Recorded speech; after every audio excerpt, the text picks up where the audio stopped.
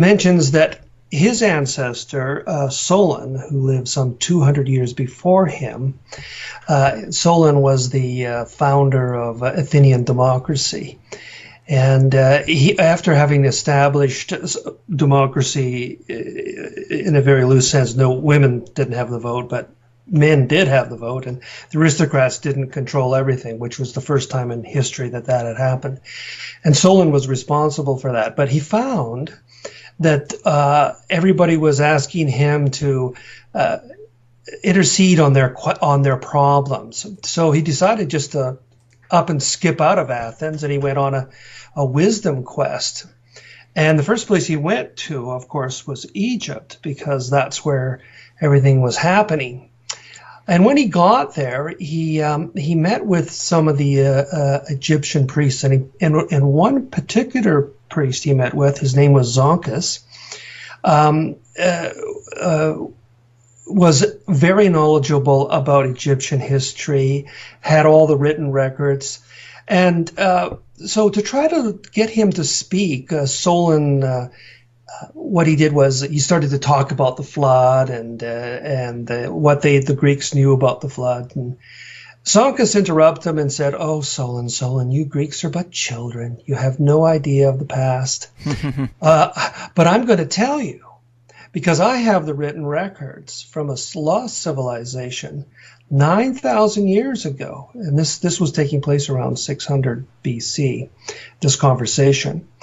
And I can tell you about this island continent in the middle of the real ocean. He called it the Atlantic Ocean, but he also called it the real ocean.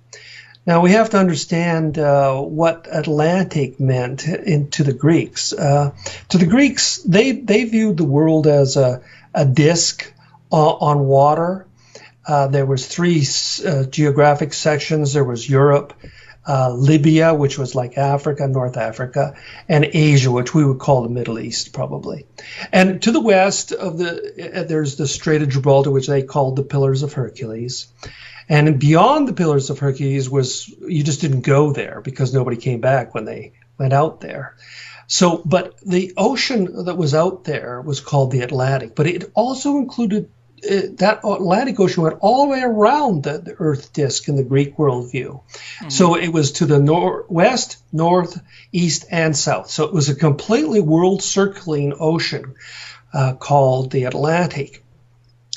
As time went by and the Europeans started to explore the world, the meaning of the term Atlantic was changed to refer to the body of water between Europe and America and Africa and South America, and no longer referred to the far north or the far south or the far east.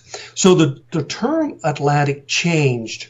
So when we're talking about what Plato records Solon hearing from Zonchus, we have to bear in mind that what Zonchus is referring to is an ocean that circles the world. Okay. And he calls it the Atlantic Ocean, but he also calls it the real ocean. And he says, compared to the Mediterranean is but a bay to this world ocean. And so in the course of my investigations, I came across a map of the world. This is on our website at Atlantis in Antarctica, where the world is depicted from Antarctica. And what it looks like is very much like a dartboard. In the middle is Antarctica. Then there's this big ocean that goes all the way around it, which includes the Atlantic, the Indian, the Pacific Ocean, all the oceans, as a single unit. And then the rest of the continent seem to encircle the world ocean. When you're looking at the world from Antarctica, it's very different from our European concept. But what we're saying in Atlantis Beneath the Ice is that Plato's description of what Zonchus, the Egyptian priest, told Solon refers to a real ocean, and that perspective that he gives is an accurate, extremely accurate description of the entire Earth's geography as seen from Antarctica. And that is like just straightforward an explanation of why people haven't understood the Plato's account of Atlantis is because they've always been fixated that the Atlantic meant the North Atlantic, when in reality, as far as the Greeks were concerned, the Atlantic and the real ocean, and what oceanographers call the world ocean, because in reality, our planet only has one ocean. If you look at Antarctica at a globe and you ask yourself what ocean it's in, you'd have to say that it's both in the South Atlantic, the South Indian, and the South Pacific. Right, but in reality, there's no division between those bodies of water. Mm-hmm. Yeah, they're just kind of arbitrary, imaginary lines made by humans. They were historical ways in which the Europeans took a grip on the world's geography. So when Magellan made it through the Straits of Magellan between South America and Antarctica and it was so treacherous. It was absolutely treacherous. He barely made it through there. He was the first to go around the world. And when he got to the Pacific, he called it the Peaceful Ocean. That's why we call it the Pacific Ocean. Vasco da Gama, when he got to India by going around South America, called that the Indian Ocean. So what you're having here is that the Atlantic Ocean of the Greeks' time gets subdivided up by the European explorers, and we end up with several oceans, when in reality, as oceanographers will tell you, there is but one ocean, and it's a continuous body of water. And compared to it, the Mediterranean is but a bay with a narrow entrance, and that is actually in the description that Zonkas gives to Solon. So what Zonkas is describing is how the world looks like from Atlantis, and in that description, it's an accurate depiction of what the U.S. Naval Support Force drew a map of Antarctica at the center. And that when you compare that map to what Plato said, then everything that has been a mystery for 2,500 years is suddenly resolved, because all of the things that they say he says in that make sense once you understand that Atlantis and Antarctica are the same. Man, that's fascinating stuff, man. Well, let's talk a little bit about the society of Atlantis. What have the writings told us about what the society structure might have been like? Well, it was a constitutional monarchy. There was 10 provinces or states, but if you like, each of them had their own leader. Each of them they weren't elected. They were it was hereditary kings of each of the provinces. We don't know a lot. What Plato records is what Zonkas told Solon, and what Zonkas told Solon was that this was an extremely advanced engineering civilization with massive megalithic projects that would dwarf the pyramids. Things like massive canals, the buildings that are described in the city of Atlantis, because Atlantis refers not only to the continent, the island continent of Atlantis, but it also refers to the capital, which is Atlantis. It's like New York, New York. Right. It's Atlantis, Atlantis. And in the city of Atlantis, it's huge. It's about the size of London, almost exactly the size of Greater London. And the inner London is about the same size of inner London as well. We show that in the book. It was done in concentric circles. There's a lot of engineering done. They put a great deal of influence on their gardens, and plants are very important. They have a racetrack. The temple is huge. It's just gigantic. It would be like the size of the Great Pyramid, that kind of size of a temple. Wow. And the biggest project was the canals that directed all the water from the mountains to the city, so that it came into the city at a higher level and then sort of trickled through, so everybody had water. And even the concentric circles, there's islands, there's water between each of the the concentric circles, and there's bridges that go over the water, and on the railings of the water, there's the bridges. There's water coming down, so there's ample supply of water. There may have even been some hot spring things like hot water as well. Mm-hmm. The actual culture he doesn't really get into very much, other than that they were extremely sophisticated as far as building is concerned. That's interesting, because a lot of people tend to refer to it as some type of utopian society of the past, but you state that it is a monarchy, which doesn't sound very utopian to me. You know, the monarchies I'm familiar with seem pretty corrupt. Well, yeah, I don't think that the influence, of course, goes back to Francis Bacon, the New Atlantis. He wrote this book called The New Atlantis, Francis Bacon in the time of Shakespeare. And in that, he sees it is a utopian society, Atlantis, and it probably somewhere beyond America is in that. So that started the whole sort of high-tech element and high scientists element. There's so much more written about Atlantis in fiction than there is in nonfiction. When it comes down to nonfiction, it really, you start with Plato, and then there's very little that's added to the story until the middle of the 17th century, when a German Jesuit priest, who in his time was as famous in the world as Albert Einstein was in the last century, his name was Athanasius Kircher. He was German born, but he lived most of his life in Rome. He was a Jesuit priest. And as you probably know, the Jesuits had armies of priests collecting things from around the world and sending them back to Rome, right? Yeah. And one of the things that he collected was which he claims to have come from Egypt, was a map of Atlantis. Now, this is the first real other piece of information that is other than Plato, that is, separate from Plato. And this map, probably people have seen it.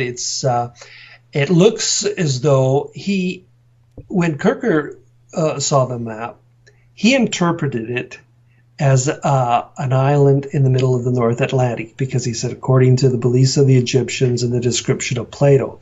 So he's already locked into the Atlantic being simply to the west. And he maintained that the notion on the map, which was south was up. So what we did is we took that map and just left it as it is, and then took a geophysical map, a globe rather, which shows what Antarctica looks like without its ice, and put it right up against it. And the comparison between what ice-free Antarctica looks like and this Atlantean map of Atlantis is startling. And that was really the main thing that really got me on this. This was back in 1976, if you can believe. And that's the thing that made me think, okay, there's something here more than just a story. How is it possible that a map published in 1665 can show Antarctica's position relative to South America, to Madagascar, and South America, plus its island archipelago? All those things are in the map that we only learned of in the mid-1970s. So this map was like 300 years ahead of its time in terms of what Antarctica looked like, but it's labeled as a map of Atlantis. Wow. Is that the Perry Reese map you're referring to? No, that's the Kircher map. The Kircher map. The Kircher map, yeah. The Perry Reese map is a pretty famous ancient map. Some people refer to it as a hoax or think it couldn't have been as old as it is, but it is pretty unique. I mean, I'll let you talk about it. What's so unique about it? Does it relate to Atlantis at all? Well, it does in this sense. First of all, it can't be a hoax because people have been referring to it. It was published in 1513. People know about it in 1513. So it was around in 1513. The thing that's so amazing about Piri Reis was an admiral in the Ottoman Empire. He was a Turkish admiral, and What he obtained some of the maps that Columbus had. They captured one of Columbus's ships, and before normally what happens when you get captured, you think you're going to be captured, you throw your maps overboard. Hmm. But because geography is secret in that time, but they managed to capture his maps. And they got some other maps. And Piri Reis became a map maker, and he made this big map. It's quite a large map. It's about 2 by 3 feet on a doe deer skin, so it lasted a long time.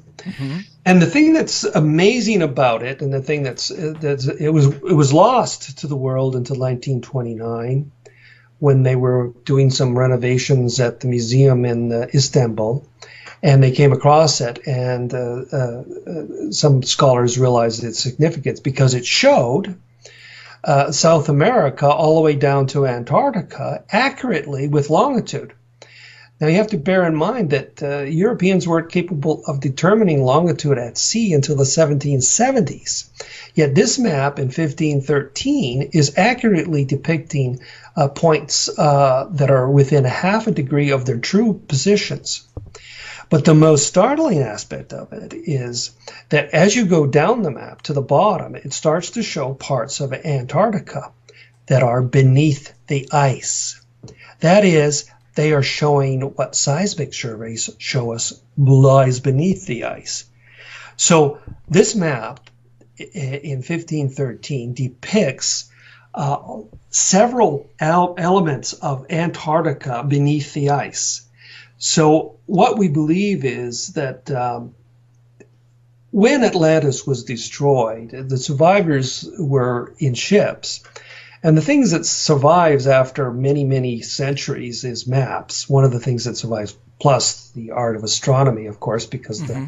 the sailors know astronomy. So astronomy and cartography are things that live on even after all the ships have been, broken up and sunk to the bottom of the sea. There's still people taking the maps that they had. Now these maps depict the world of 12,000 years ago. They depict the world as it was in the time of Atlantis. And so what it's suggesting is that there was advanced geographic knowledge of the Earth's geography before the end of the last ice age, which is something that is so startlingly unacceptable to traditional views of history. Yeah. That's what I love about it. I love when that kind of stuff just turns conventional knowledge on its head. I mean, do you think if we were to dig into the ice in Antarctica, we would find ruins of these massive structures? Well, you have to. I do believe that in some parts of Antarctica, where the ice is not very thick, that there is possibilities of finding remnants of Atlantis. However, in the main area where we believe the city was, there's a lot of snowfall has fallen there in the past 12,000 years. And ice doesn't really preserve, it preserves fruit and vegetables, but it doesn't preserve cultures because ice is flowing in slow motion. It's like a river and it's very slow motion. So and the weight tends to grind everything down. So if you're looking for something in Antarctica as a remnant of Atlantis, you're going to have to look in areas where the snowfall wasn't as great, so that there isn't. This hasn't been, and there are areas of whole areas where this could be explored, or in what I call like the eddies. If you imagine if you look at a river and you have a rock in the river, and the water goes around the rock, so on the downside of the river, there's not things can be preserved in the eddies of the rock. Likewise, the mountains that are in Antarctica where the snow is moving, it moves in and around these mountains, and in the eddies of that, there would be places where things could be preserved.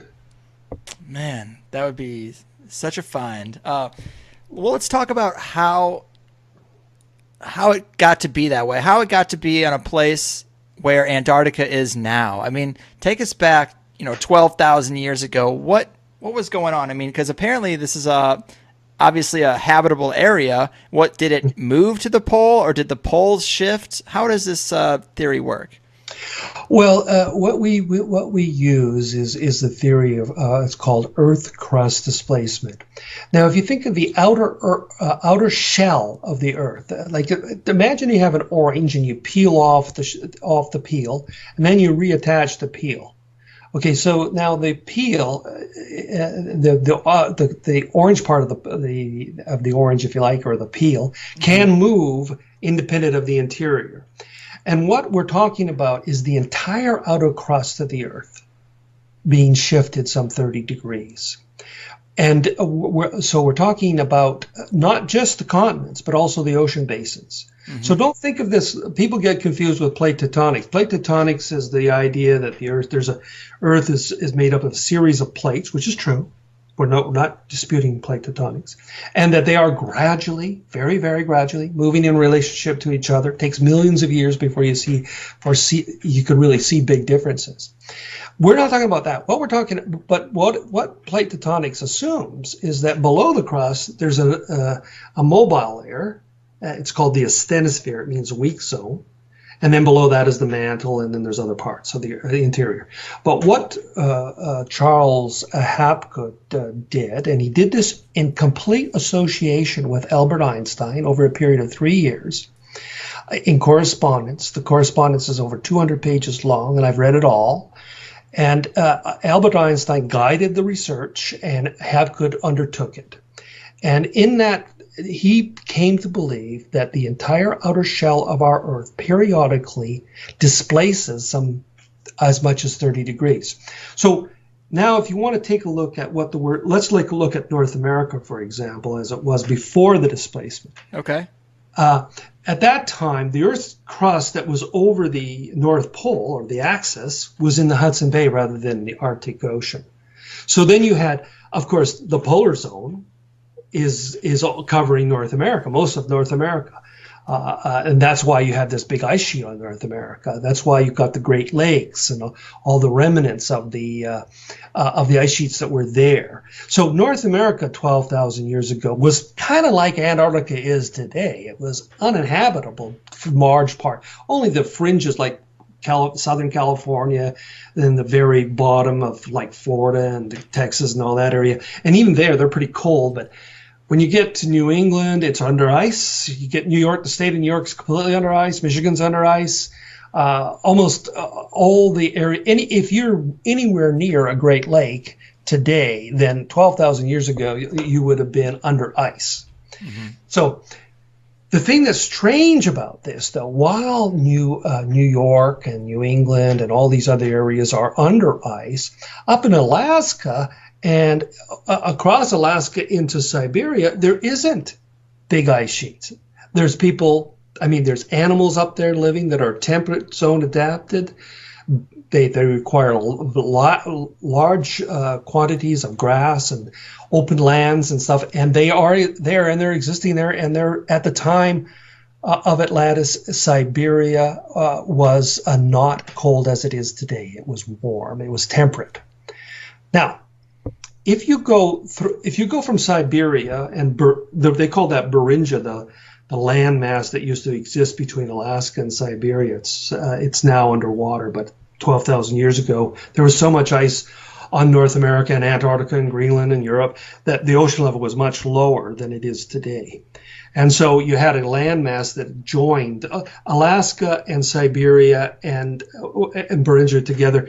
That was a continuous landmass that wasn't separated by water like it is today. If you go exactly through the center of the Earth and pop out the other side, it's called the Antipodes, the opposite side of the Earth. Then you're in what's called Western Antarctica. That is the part of Antarctica that's closest to South America. And that's where the maps were showing. We're seeing maps showing parts of Antarctica without ice there. The Kirker map is showing that section doesn't have ice. And what we're saying is that just as Siberia and Beringia and Alaska was temperate during the last so-called ice age, so also was a third of Antarctica. And bear in mind, Antarctica is the size of North America. A third of Antarctica is temperate. 2/3 is still polar, but 1/3 is temperate. And it has all these really favorable ocean currents that would make it warmer than the latitudes that it's at the time. Mm-hmm. So the Earth crust displacement theory is basically a movement of the entire outer shell of the Earth's crust that occurred some 11,500 years ago. And what it did is, at that time, North America left the polar zone and melted. You got the Great Lakes, the ocean level rose, and Antarctica as well. Everything is moving, including the entire shell is moving. It's not part or continents or anything. The entire thing is moving. So all of South America is moving south, and Antarctica, Atlantis, moves right into the polar zone. So from being a temperate zone island continent, it suddenly becomes ice encapsulated. Man, that's super interesting. How does this coincide with stories of like the Great Flood, which most people assume is water melting from the global ice age? I mean, do you think rather than one ice age event, the reason various continents show they were once covered in ice is because these land masses just moved through the polar areas? Well, the land masses remember, it's the crust that's moving. That includes the ocean basins, Right. right? Yeah, so everything's moving. So what we think the flood is, first of all, there's tidal waves when you have a crustal displacement, Oh, because sure. Yeah. major earthquakes, right? So you're getting tsunamis like you wouldn't see today. I mean, this is major. So you're Yeah. getting floods through tsunamis that are almost continuous for a short period of time. Then, of course, once particularly North America is out of the polar zone, is in the temperate zone, there's a ferocious melt off, and the ocean water, and for 6,000 years the ocean rises. But in that first century, there's a really, really, really a lot happening in terms of the change of the ocean level. And there's extinctions happening at this time. And there's also other things happening that are very interesting, like the origins of agriculture. There's one particular a site in Turkey that is extremely interesting, probably the oldest one in the world. We could talk about that later. But you were talking about the flood. And what we did on the study of the flood in Atlantis beneath the ice is we looked at all the stories of the flood that made mention of one of two things: either a change in the sky in somehow, because when the Earth's crust shifts, it seems as though the sky is falling. It's actually, of course, the crust moving, but it seems as though the sky is falling. Our first book was called "When the Sky Fell." Mm-hmm. But so we found all around the world in different versions of the notion that the sky changes before the flood, that there's a change in the sun, where the sun rises and where it sets, or the stars seem to fall. All throughout the world, we find that the flood, the Great Flood, is associated with a dramatic change in the sky. The other thing that we found was that because we looked at all the myths of the flood that we could get our hands on, and I did this over a period of 2 years, and I was a librarian at the time, and so like I could get all the books, and I got all the books, and I read them all, and read all the stories of the floods I could get my hands on. And out of that, we found like a half a dozen stories where that before the flood, there's mention of a lost island paradise. Now, this is really interesting because Plato's story, he's accused of inventing it. Mm-hmm. But when you put the Atlantis story into the larger framework of world mythology, and now you're looking at world mythology and you're saying, okay, flood, here's one of the things that's happened. Let me give you an example. In British Columbia, where I live, in the interior, in the Rocky Mountains, there's the Okanagan people. They also live in Washington State. Mm-hmm. And they have a story of having arrived in North America after having been catastrophically displaced from an island paradise in the middle of the ocean that's associated with whiteness. And they called it Suma Tui Wula. Okay, that sound, da da da da da da. It's kind of like na na na na na na. Yeah. Yeah, okay, okay. Now let's go to Japan. And their oldest story is in the Kojiki, it's called. It's the story of ancient things. And in the very beginning of the creation of the world, in the Japanese version of mythology, a god and a goddess stood over the earth, which was considered to be like a globe, full of water, kind of gooey stuff water, though not regular water. And they stick down a spear into that and twirl it around, and that's what's supposed to cause the earth to spin, right? And as they bring up the spear, droplets fall near the pole, and that is the Japanese islands.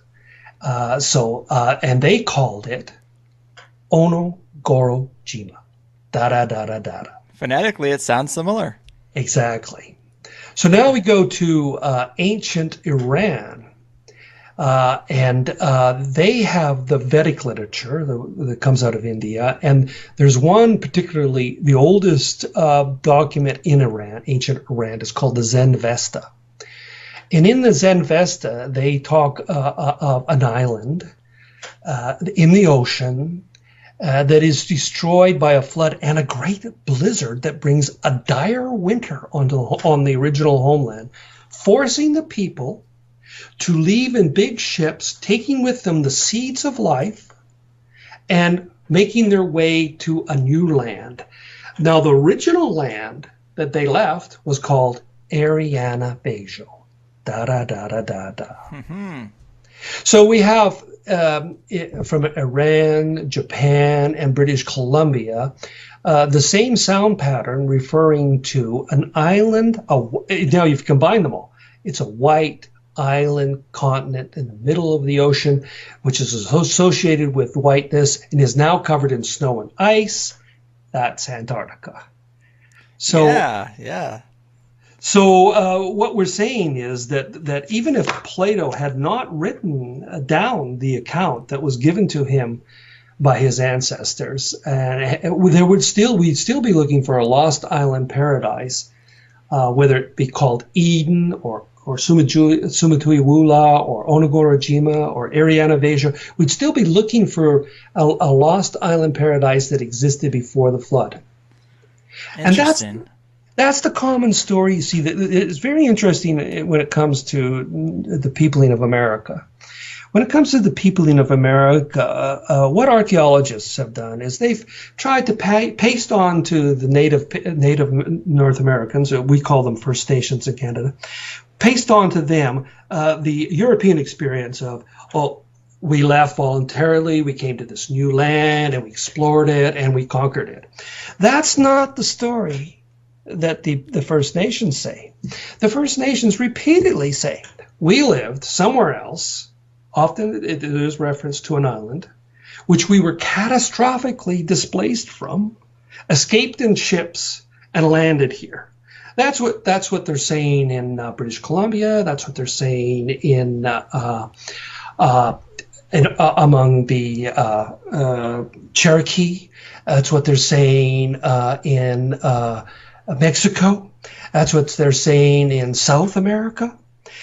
So throughout the Americas, you get stories of people saying the reason that we arrived here was because we were catastrophically displaced from our homeland, which was destroyed during the Great Flood. That's what the First Nations are saying. That archaeologists give no credence to that whatsoever, and we do. Yeah, wow, that's fascinating stuff, man. So this crust displacement, is this a fairly sudden thing? It must be, because it seems like we'd have to be generally stable, or we'd probably notice some maybe astrological alignments being more off than they are. So is this like something that happens pretty rapidly? I believe it does happen very rapidly. I think it's in a matter of weeks it's happened. Weeks? So, yeah, weeks. I've now to be fair, Charles Hapgood, who I corresponded with and was my mentor, he believed it took 5,000 years for an Earth crust displacement to occur. So, I mean, I am very different from him, and the reason that I'm different from him. Yeah. What do you base that on? Okay, well, first of all, the abruptness of the changes that are occurring at 9,600 BC. First of all, before that time, we almost have no evidence of agriculture anywhere in the world, and then suddenly it's in all the continents, other than Australia. Mm-hmm. I mean, you're getting potatoes being domesticated in South America. You're getting maize being domesticated in Mexico. You're getting wheat and barley in the Middle East. You're getting rice in Asia, in several places, simultaneously, using different species of rice, but recreating the thing. And my very first paper that I wrote about the whole theory of Earth crust displacement was published in the Anthropological Journal of Canada. It's in the appendix of both When the Sky Fell and Atlantis Beneath the Ice. And that showed that there was a direct correlation between the emergence of agriculture, upon which all civilization is based, and the destruction that occurred with the last Earth crust displacement. We did, of course, in the scientific article, you couldn't get that published and say anything about Atlantis, so I didn't. At the time that I wrote it, I believed that Atlantis was the hidden hand behind the reemergence of agriculture. But you couldn't say that in an academic journal and yet expect it to be published. But it was published in the scientific literature, and it shows that, at that time, abrupt changes occur from hunting and gathering, which have been going on for a million years, maybe. Definitely. Wow. Maybe at least 200,000 years of Homo sapiens. And then suddenly, wham, all around the world, there's these experiments with agriculture occurring in the very century that Zonkas told Solon Atlantis was destroyed. The other thing that happened at that time abruptly as well is there was massive extinctions. Mm-hmm. And those extinctions aren't equal all the way around the world. They were particularly pronounced in North America, Siberia, and South America. And the reason is, if you take a basketball in your hand and you've got it in your hand and you're so that your own palms are facing each other, and then you twist the ball so that the basketball so that the greatest change is happening around your nose. Mm-hmm. You get that idea? Yeah. That line where there's the great amount of change goes right through North America, South America, comes back to Asia, through Siberia, and there. That's where the massive extinctions were.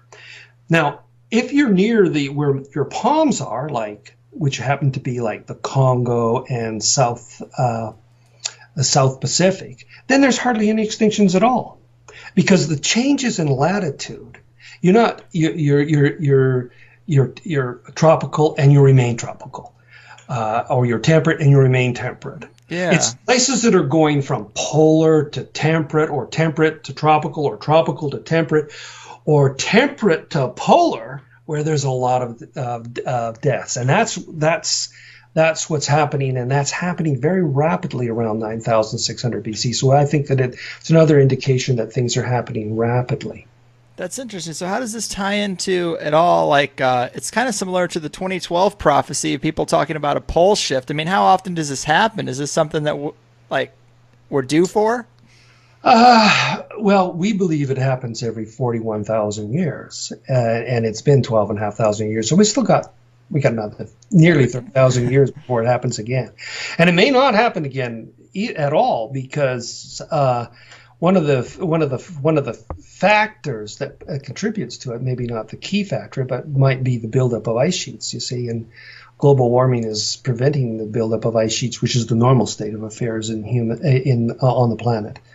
So the next time we come around and the circumstances occur where the Earth's tilt is at a maximum, and there's maybe a solar flare from the sun, an electromagnetic storm hits the Earth at the pole and goes down into the center of the Earth and heats it up.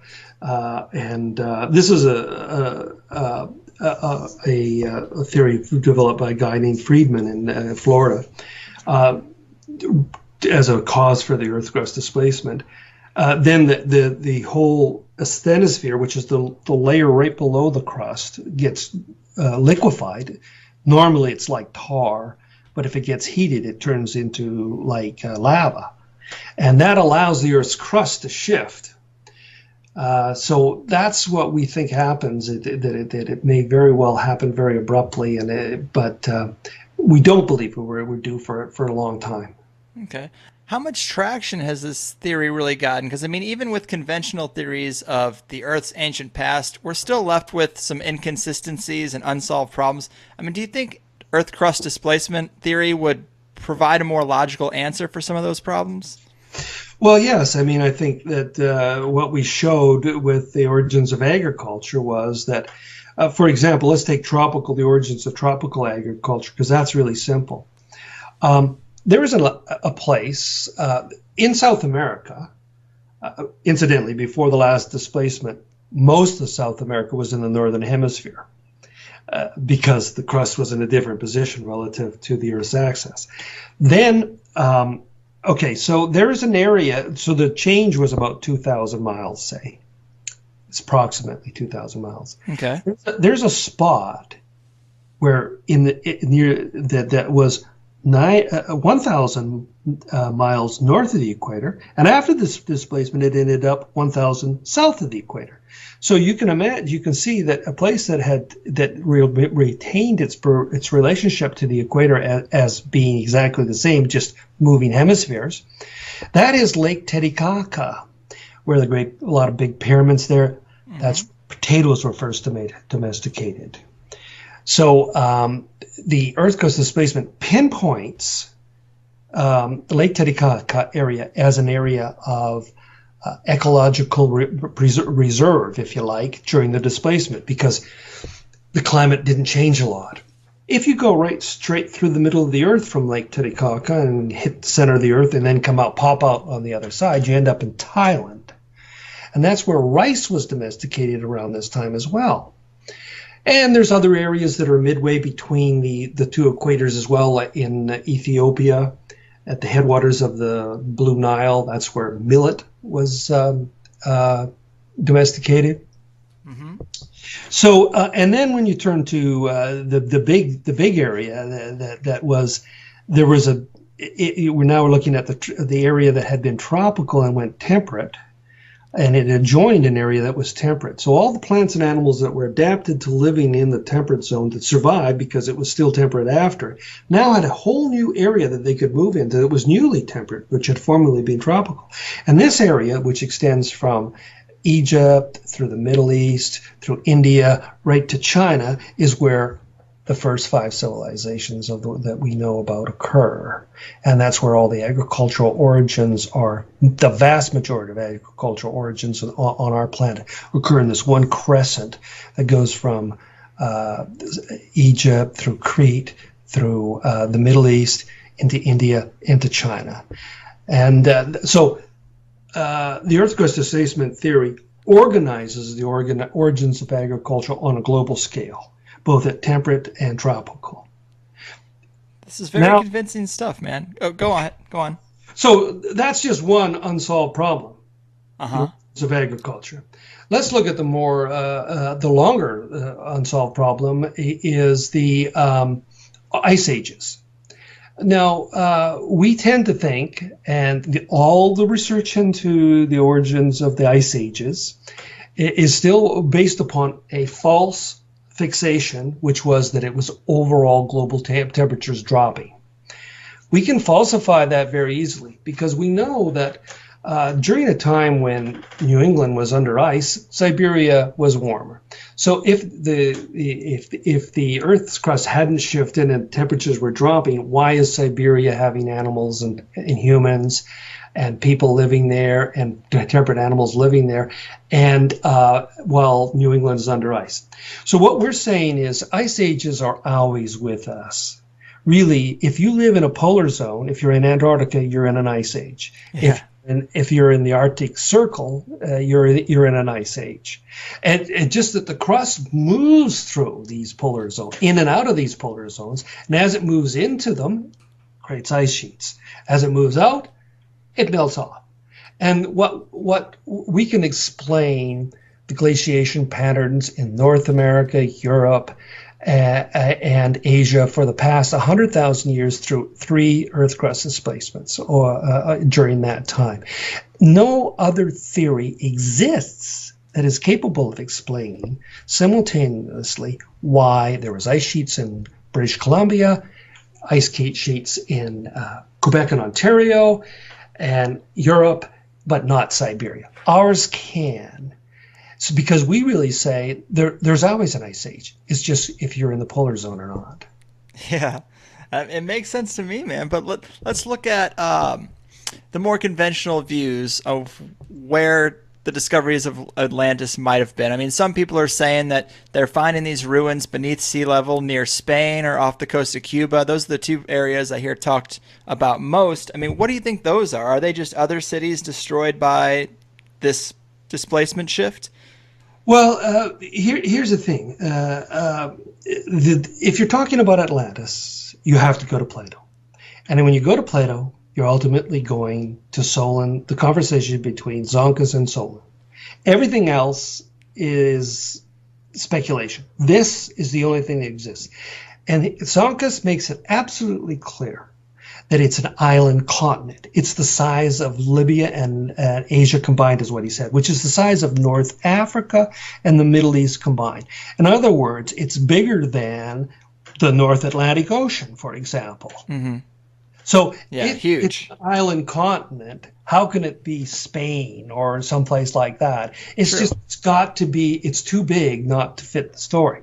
So what they almost always do, and all of these theories that talk about it, is they say, oh, this is an exaggeration, that it wasn't really 9,000 years ago, it was 900 years ago, or the size is magnified by 1,000% or something. So what they have to do is they have to distort what Sonkist told Solon in order to have their theories fit. We don't have to do that with Antarctica. Antarctica is an island continent in the middle of the real ocean. There's no distortion there. Mm-hmm. Yeah. That makes sense. I mean, so I guess these are just other little cities, because I assume with such a radical change, there probably would be tons of anything on the coast would be destroyed, I assume. Yeah. In the story that Zonkus tells Solon, he does mention that there are that gives notion that there were colonies outside of Atlantis, the idea that there was other places. Now, all of those would have been at the sea level at the time of Atlantis, which was it's about 100 meters difference between today. Today, the ocean is 100 meters higher than it was at the time of Atlantis, because all the ice that was on the sheet on North America, Greenland, all these other places had melted. Not Greenland, but it hasn't melted there. But so you have, when Atlantis was destroyed, all the ports at that time that were at sea level, ultimately within a century, were gone. Yeah. And within 6,000 years, there's no remnants. So what you have, you find things under the water that are remnants of these colonies, possibly. And those can show up just about anywhere, whether it be the Caribbean or off of South America or off of California, or it could show up anywhere because they had colonies around the world. Yeah. Now, has anyone really looked into this? Like, has anyone done any expeditions? I mean, I know the Nazis seem to have a fascination with the poles. Do you think they were onto this idea at all? Well, not really, because like they were fixated on the Arctic as opposed to the Antarctic. Although they did send expeditions to Antarctica, there's no doubt about that, and they were going to make some claims on Antarctica. Their fixation was largely about a place called Thule, and it was supposedly an island in the Arctic Ocean. But you can't say that they weren't interested in Antarctica, but they really believed that Atlantis was in the Arctic Ocean. And so Antarctica was just a bonus area for them to check out, but it wasn't their primary focus, let's put it that way. Okay.